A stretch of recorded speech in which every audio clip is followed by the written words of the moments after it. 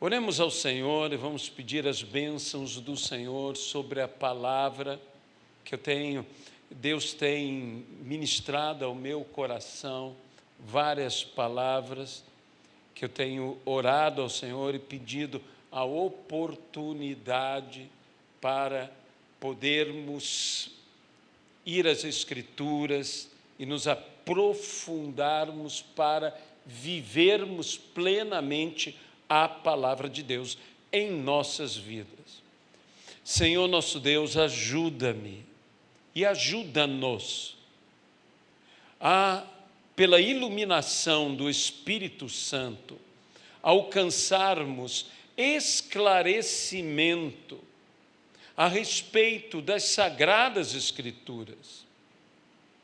Que, Senhor, que o Teu Espírito, que é Espírito de revelação, nos revele toda a verdade, para que, conhecendo a verdade, sejamos libertos por esta verdade.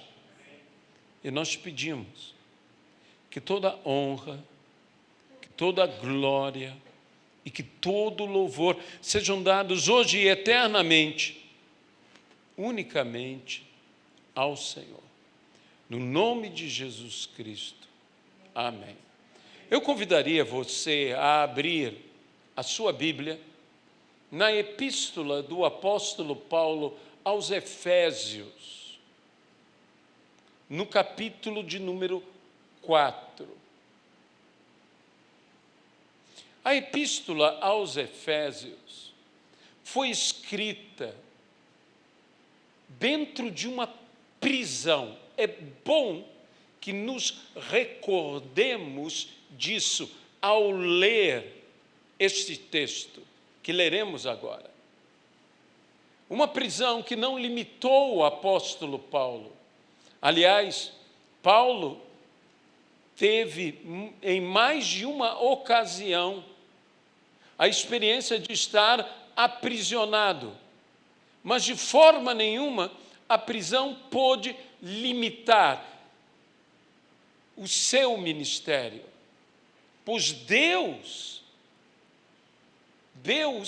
pelo poder de Cristo, lhe deu que ele fosse mais que vencedor em todas essas circunstâncias, em todas essas realidades, de modo que as prisões nunca puderam deixar Deus do lado de fora.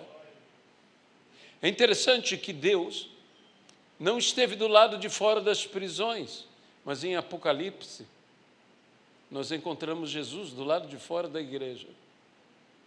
Às vezes é mais fácil a manifestação do poder de Deus numa prisão do que propriamente numa igreja.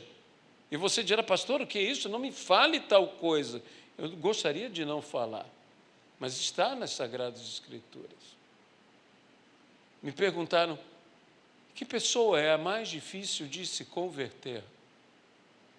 Meus irmãos, não são os muçulmanos, nem os judeus, nem qualquer outra religião ou segmento religioso que são os mais difíceis.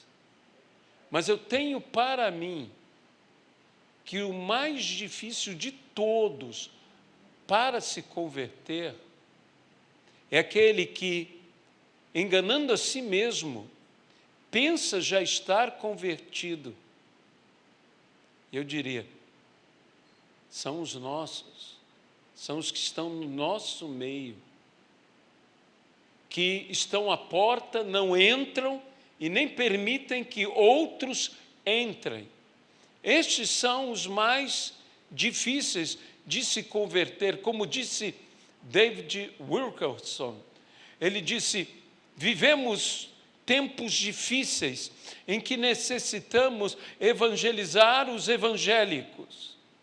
Nós precisamos levar a verdade libertadora do Evangelho do Reino de Deus, do Evangelho da paz, do verdadeiro Evangelho, e não de outro Evangelho, e não de uma mensagem falsa, mentirosa, enganadora. Nós precisamos levar o verdadeiro Evangelho.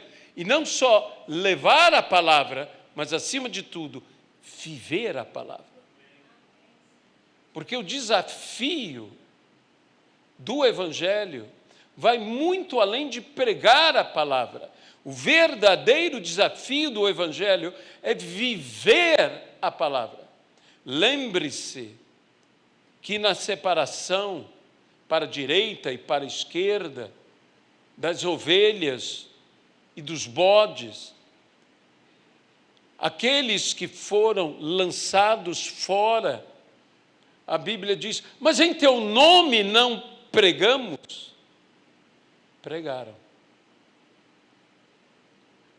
Mas o desafio não é pregar. Não que pregar não seja um desafio. O desafio é viver o Evangelho. E é isso que nós devemos procurar: viver o Evangelho plenamente. E nesse espírito, leremos do versículo 7 ao versículo de número 10.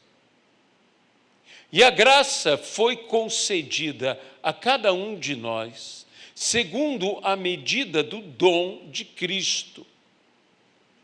Por isso diz: quando ele subiu às alturas, levou cativo o cativeiro e concedeu dons aos homens. Ora, que quer dizer ele subiu, senão que também havia descido até as regiões inferiores da terra.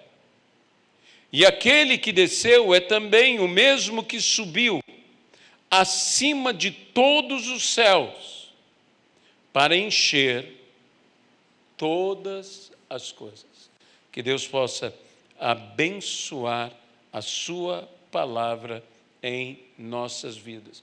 Como disse, é bom nos recordarmos de que a epístola de Paulo aos Efésios foi escrita numa prisão em Roma. E Paulo, naquela prisão, naquele cativeiro, se lembrou que Cristo havia levado cativo todo o cativeiro. Porque as verdadeiras prisões são aquelas que aprisionam muito mais interiormente o homem, que limitam as suas vidas, o seu viver, não apenas que limitam o seu ir e vir, como é o caso de um cárcere, de uma prisão, de um cativeiro. O povo de Israel entendia muito bem o que significava cativeiro. Eles foram um povo que viveu tanto a escravidão, no sentido de servidão, como viveram o cativeiro de Babilônia, quando, por um juízo, foram exilados para a Babilônia. E o problema, às vezes, dos cativeiros, é que nós temos uma ideia de um cativeiro, uma ideia correta, daquilo que nos aprisiona, que nos prende, e isso de fato é um cativeiro, que nos limita, isso de fato é um cativeiro, mas um cativeiro também tem um sentido de tudo aquilo que nos cativa. E cativar não é uma questão simplesmente de algo violento, ou de algo agressivo, de algo imposto, mas de algo, muitas vezes, que nos seduz, que nos atrai, que nos cativa. Quantas pessoas foram cativadas por coisas nocivas para as suas vidas. E dessa forma, primeiramente cativados, foram metidos num cativeiro. As muitas mulheres, a Bíblia diz, de Salomão, o homem mais sábio que havia, desvirtuaram, corromperam o seu coração. Mas eu digo, cativaram, digo eu, o seu coração, e depois o meteram no cativeiro, que foi a corrupção do seu próprio coração, que chegou a render sacrifício a Astarote, algo inimaginável para nós, que o filho de Davi fizesse tal coisa, que o homem que construiu o templo do Senhor procedesse de tal maneira. Quantos cativeiros existem? E alguns deles que estamos felizes nos nossos cativeiros. Sabe que a grande diferença da saída do povo de Deus do Egito para a saída do povo de Deus de Babilônia é que do Egito saíram apressadamente. É como a Bíblia diz, que saíram apressadamente. Do Egito, da escravidão, da servidão, você sai apressadamente, mas do cativeiro, principalmente quando esse cativeiro te cativou, você tem dificuldade de sair. Você tem dificuldade de sair. De modo que nós vemos várias saídas, vários retornos, entre eles de Neemias, entre eles de Esdras. Você vê várias e várias saídas que as pessoas têm dificuldade de retornar a Jerusalém. Por quê? Porque elas criaram uma vida boa para elas no cativeiro. No cativeiro. E eu gosto muito dessa palavra que diz que Cristo levou cativo. E levou cativo o cativeiro. Aquilo que nos aprisionava. A prisão que nos aprisionava foi aprisionada por Jesus Cristo. A Bíblia nos fala e nos diz, como diz o Evangelho de João, se o Filho vos libertar, verdadeiramente sereis livres. A verdadeira liberdade, sim, a verdade nos liberta.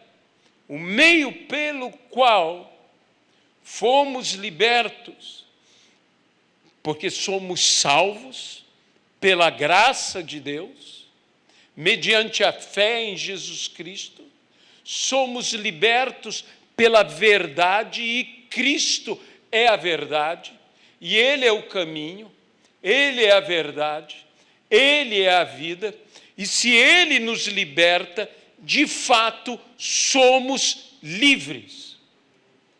Somos plenamente livres. E foi, a Bíblia também diz isto, e Paulo assim reforça, foi para a liberdade que Cristo vos libertou. Portanto, não vos coloqueis de novo debaixo de jugo de servidão.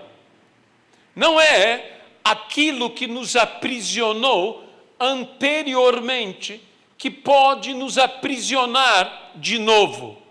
É o desejo de voltar à prisão. E alguém voltar à prisão Quem tem desejo de tal coisa? Isso não é algo natural. De modo que essa prisão, como eu disse, ela é muito mais o que nos cativa. Ela não é apenas o que nos limita, ela não é apenas o que nos impede, embora o cativeiro nos limite, o cativeiro nos impeça, mas ela é muito mais do que simplesmente um cárcere, porque há pessoas que estão presas numa gaiola de ouro. Há pessoas que estão aprisionadas e presas àquilo que lhes agrada, mas que necessariamente não é benéfico para elas. E é pela vontade própria delas que elas retornam ao estado de cativeiro. E não devemos nos colocar de novo debaixo de um jugo de servidão. Cristo nos libertou para quê? Para que fôssemos livres, para que não voltássemos de maneira nenhuma a ter a perda da nossa liberdade, que mantenhamos a nossa liberdade. Levar cativo é algo que nós devemos compreender.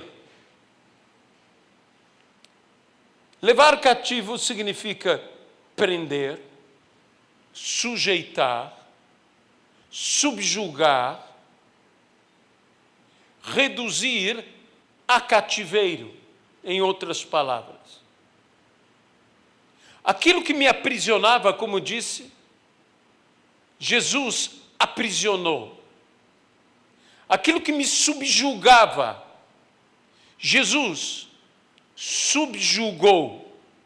Aquilo que me sujeitava, Jesus sujeitou. Aquilo que me prendia, aquilo que me impedia, Jesus prendeu, Jesus impediu. Impediu de quê? De me impedir. Aquilo que me prendia antes não tem mais poder sobre a minha vida. Porque Cristo limitou aquilo que me limitava. Cristo prendeu aquilo que me aprisionava. Eu vou repetir isso várias vezes. Ele levou o cativo, o cativeiro. Cristo não apenas venceu o que tinha domínio sobre mim, não apenas triunfou sobre estas coisas, mas ele aprisionou, e não apenas aprisionou, mas veja qual é a palavra que é dita aqui: levou. Ele não está mais presente. Ele levou. Essa palavra não é levará, nem está levando. Essa palavra não é uma ação futura, ou uma ação presente, ou mesmo uma ação contínua. Essa é uma ação já passada. Ele triunfou na cruz do Calvário e expôs ao vexame todo o principado e toda a potestade, todo o domínio, todo o cativeiro. Cristo triunfou, ele venceu. Mas deixe-me dizer uma coisa, um sentido de levou cativo, de colocar em cativeiro é colocar em grilhões, é acorrentar. Cristo acorrentou o meu cativeiro. O cativeiro, meus amados irmãos, não é simplesmente um lugar. O cativeiro é um estado. Estar cativo. O cativeiro é um estado. E eu me atreveria a dizer um estado espiritual. E que Cristo nos liberta desse estado. Eu não tenho que estar mais sujeito a esse estado de aprisionamento. Quantos vícios, quantas limitações, quantas questões de uma disposição mental reprovável. Quantas vezes nós temos uma mentalidade, um estado mental aprisionado. E Cristo nos liberta de tudo isto. É como a vitória que o Senhor nos concede.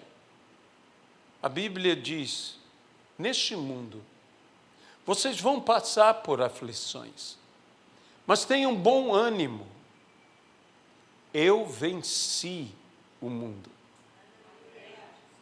Sim, Cristo está falando sobre tudo que poderá vir e fatalmente virá, mas isso não é uma mentalidade de querer se entregar a um espírito de fatalismo, de pensar, eu não tenho como escapar das coisas. Não é isso que eu estou dizendo. Jesus está falando, ninguém engane a vocês. Vocês vão passar por momentos difíceis. Nesse mundo, vocês vão ter aflições. Mas tenham bom ânimo. Por quê? Porque eu já venci o mundo. Ele está nos enviando a um confronto com um inimigo já vencido por ele. Isso não é simplesmente uma promessa de uma vitória futura. Isto é uma afirmação de uma vitória passada. Eu já venci o mundo. Ou, deixe-me colocar de uma outra forma, o mundo já está vencido por mim. Por isso, a vitória que vence o mundo é a nossa fé. Se cremos que de fato Cristo já venceu o mundo, eu estou sendo chamado a vencer um inimigo vencido. Então, nesta vitória, eu estou sendo chamado a ser, em Cristo, que já venceu o mundo, ser eu mais que vencedor. Cristo é o vencedor. Mas eu, por causa de Cristo, e só através de Cristo, sou mais que vencedor. Deus nos chamou a triunfarmos. Ele impediu que aquilo que nos impedia continuasse a nos impedir. Ele levou o cativo, todo o cativeiro. Ele removeu todos os limites sobre os quais nós estávamos sujeitos Havia um limite, uma fronteira. A fronteira do meu cativeiro. Daqui para lá você não pode passar. E Cristo então remove. Ele amplia as nossas fronteiras. É como na oração de Jabes: abençoa-me, ó Deus, alarga as minhas fronteiras, tira os meus limites. Meus irmãos, nós somos tão limitados, tantas coisas nos limitam, mas quando o Senhor opera em nossas vidas, Ele toma aquilo que nos aprisionava, Ele toma até as nossas limitações. Em Cristo Jesus recebemos novidade de vida. Em Cristo Jesus as coisas velhas já passaram e tudo se fez novo. Eu não estou aqui querendo entregar a você uma palavra de uma graça, desculpe o termo que eu usarei, barata. Primeiro que graça nunca é barata, mesmo que a recebamos como é a graça, gratuitamente, porque a graça é cara. Cristo pagou o preço. O que é de graça para mim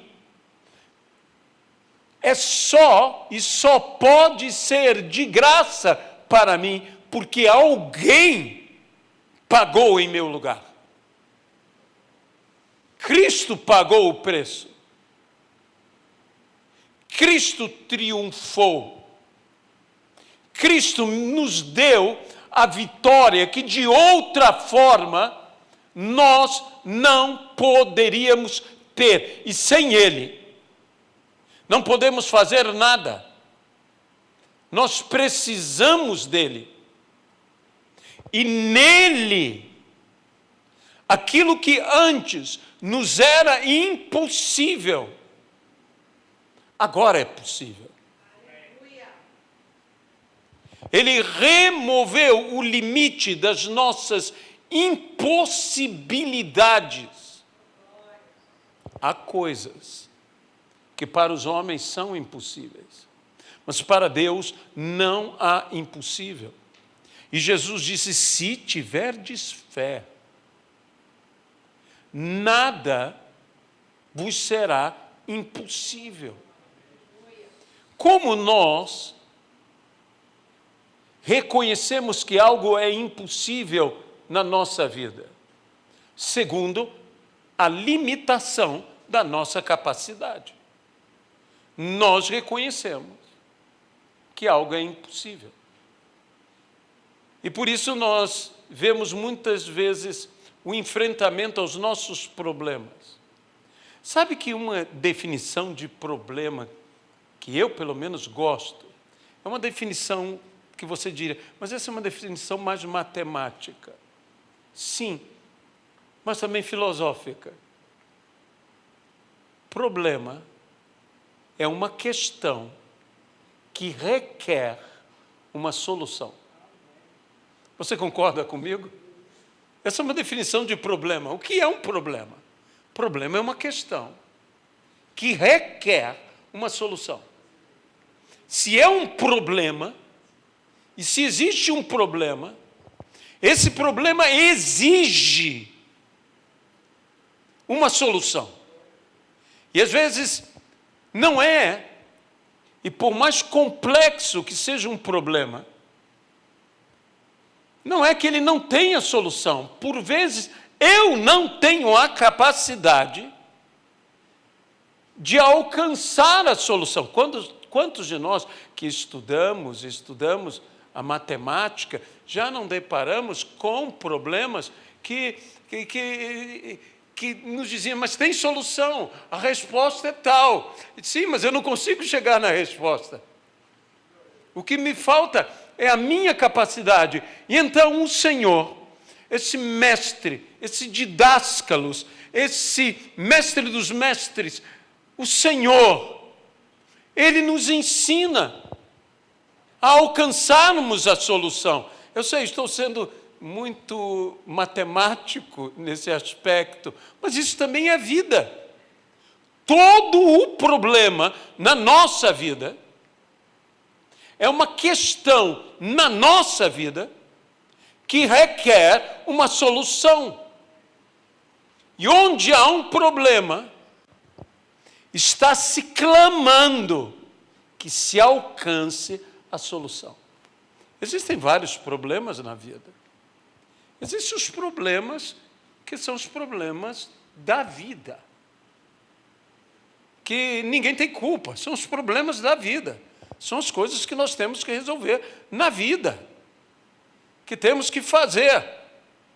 Existem outros problemas, que eu diria, se eu pudesse resumir todos os problemas em 3 categorias, eu digo, são os problemas da vida, são os problemas que os outros criam para nós, que são problemas chatos, que outras pessoas criam para nós. Mas tem um terceiro problema, que são os problemas que nós próprios criamos para nós, que nós mesmos nos metemos nesses problemas. Mas aonde há um problema, se exige que se alcance uma solução. E se nós não temos capacidade, temos que buscar alguém que tenha a capacidade. E Cristo disse, eu resolvo os problemas. Eu resolvo o problema. Disse o Senhor a Abraão, e lhe deu um problema que Abraão não conseguia solucionar. Conta as estrelas. Se é que podes. Sabe que muitos rabinos dizem que por isso Abraão se tornou uma espécie de astrônomo. Porque ele quis contar, ele obedecia a Deus, ele quis arranjar um jeito de contar as estrelas. Se é que podes. Mas Deus não apenas conta as estrelas, porque Deus pode, e você dirá, mas por que Deus me pede algo para mim que é impossível para mim? Porque o mais importante, às vezes, não é alcançar, é fazer. Porque se você tem um alvo inatingível, você pelo menos tem um caminho para alcançar aquele alvo. Então, Deus pede de mim e de você coisas como sejam santos. Eu não sei quanto a você, mas eu confesso que eu não consigo ser santo por mim mesmo. Mas foi para a santidade que Deus nos destinou. E foi para a liberdade que Cristo nos libertou. Então, não fui eu que me libertei, como não sou eu. Sim, eu me consagro, eu busco santificar-me, mas que de fato, sem Ele, eu não consigo ser santo. Eu preciso dEle. Eu preciso da intervenção dEle. Ele, aqui, quando Paulo cita esse texto, e você verá aqui uma letrinha do lado deste texto, quando ele subiu às alturas, levou o cativo o cativeiro e concedeu dons aos homens. Você encontrará aqui uma menção, e você deve fazer isso, deve ir lá embaixo, procurar qual é a referência e encontrar a referência no Velho Testamento que o apóstolo Paulo, inspirado pelo Espírito Santo, está falando aqui. E isso é do Salmo 68, no versículo 18, que fala sobre o Rei dos Reis, o Senhor dos Senhores, ele subindo e levando cativo todos os seus prisioneiros. Sabe, isso era a entrada triunfal. Paulo está falando, mas está se recordando do que diz lá no Salmo 68, e dizendo que Cristo entrou triunfante nos céus, e ele levou com ele levou metido em correntes, acorrentados, todos os seus inimigos. Sabe? Quando um grande general romano tinha aquela entrada triunfal, e então, após o seu triunfo, era construído em Roma para celebrar o seu triunfo, ou um marco, ou um arco. E por causa disso, o arco era conhecido como o Arco do Triunfo, como tem em Paris um Arco do Triunfo, que não é romano, é francês mesmo. Mas você encontrará um arco em Roma, você encontrará o Arco de Tito, o Arco de Constantino, e que você pode imaginar a entrada triunfal. Entrava-se o grande comandante com os seus exércitos e conduzido atrás do grande comandante, onde uma pessoa que tinha uma função de estar ao lado deste conquistador, chamemos assim, junto da carruagem, sempre dizendo a ele: lembra-te de que és mortal.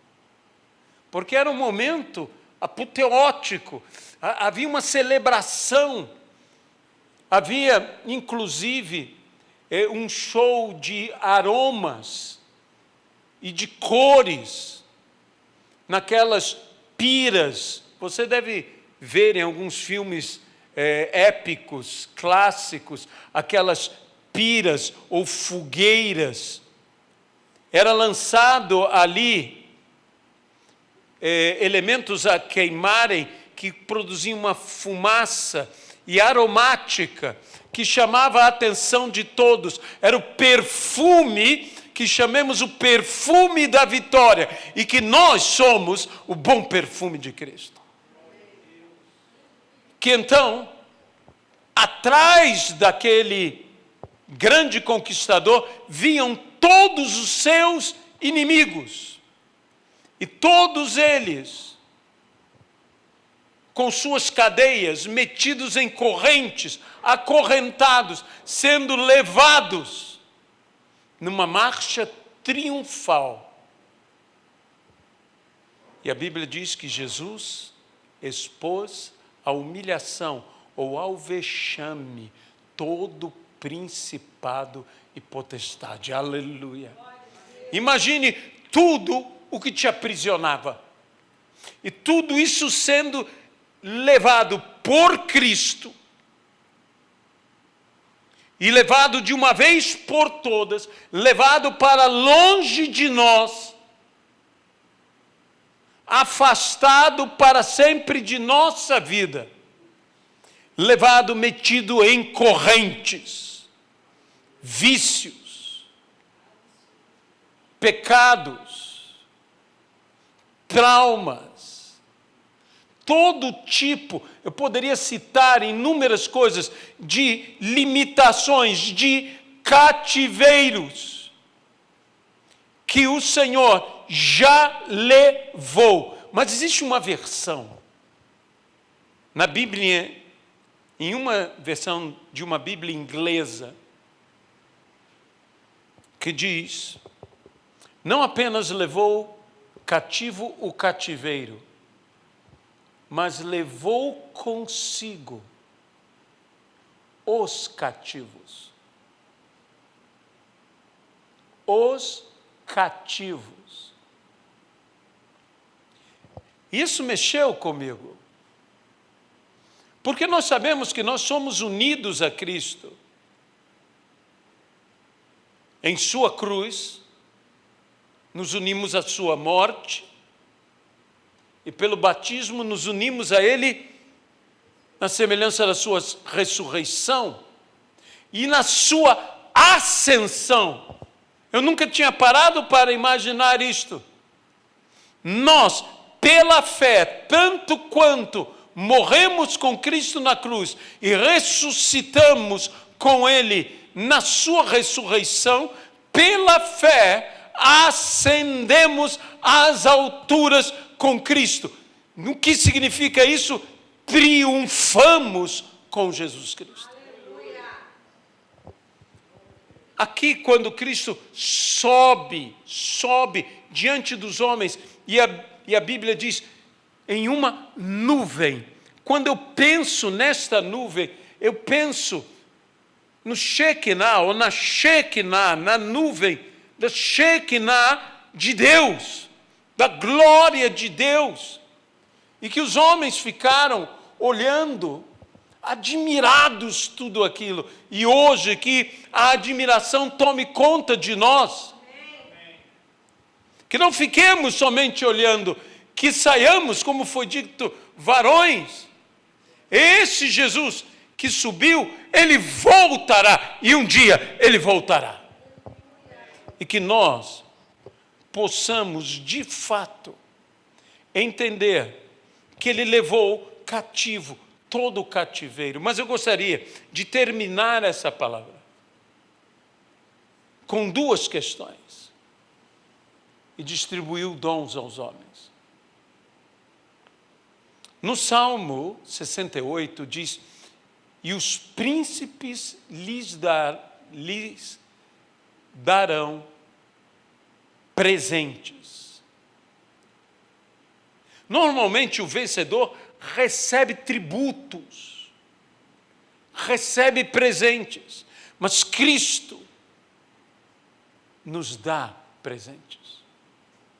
Ele nos dá dons. Dons são presentes.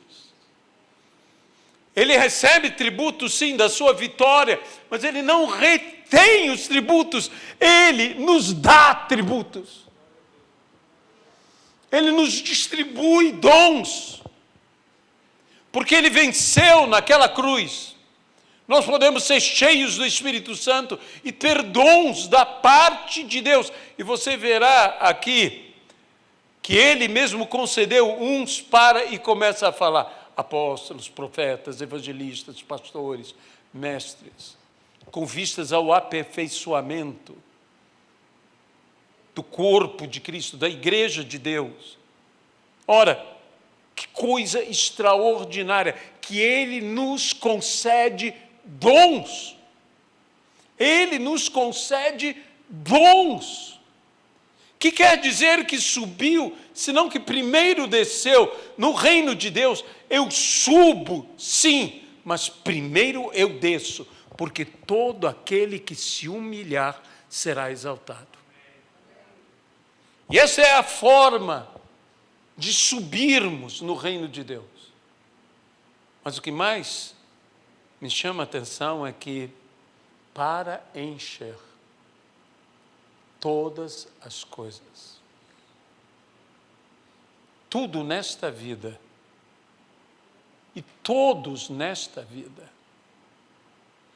tem um vazio que só Jesus pode preencher. Certo pregador disse, e eu concordo em número, gênero e grau,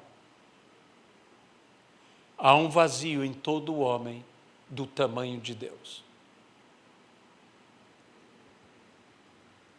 Talvez nós e outros, talvez alguém nesta noite que nos escute, esteja sentindo esse vazio. Eu quero dar uma boa notícia, que Cristo quer encher todas as coisas. Vidas precisam ser preenchidas, mas também coisas, para que essas coisas não sejam vazias. Precisam ser enchidas.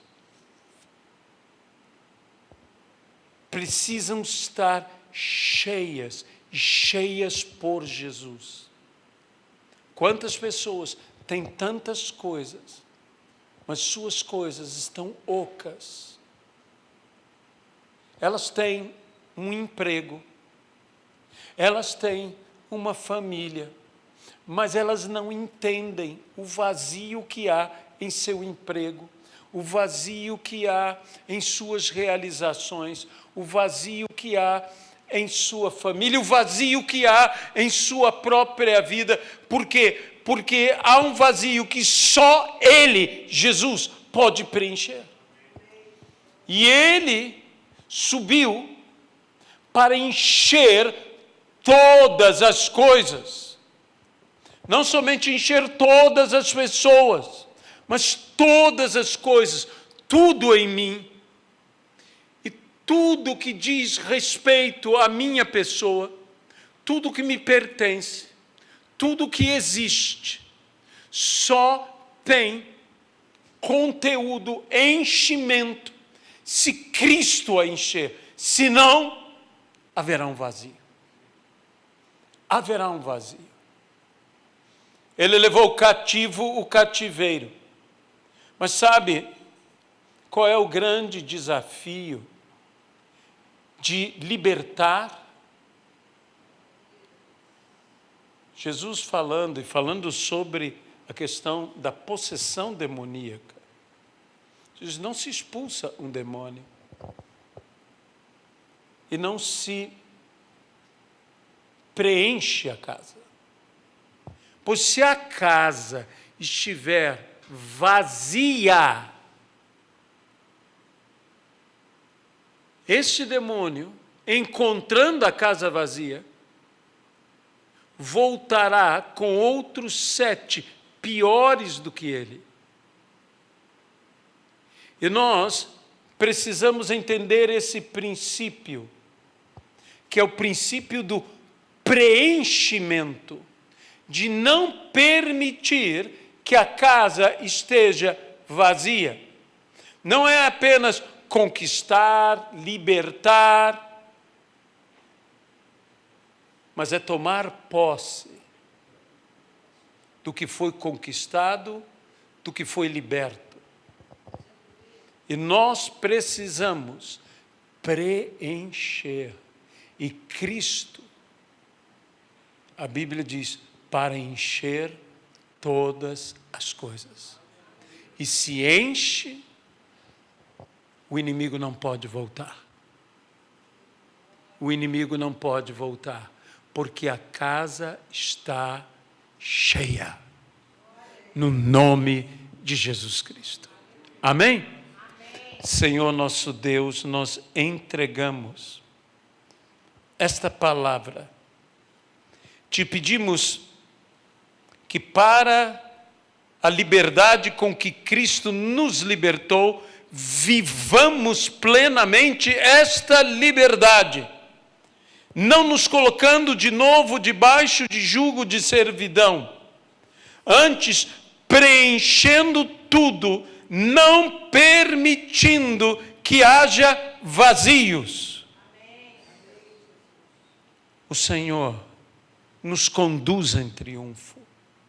O Senhor nos abençoa. É o que nós te pedimos.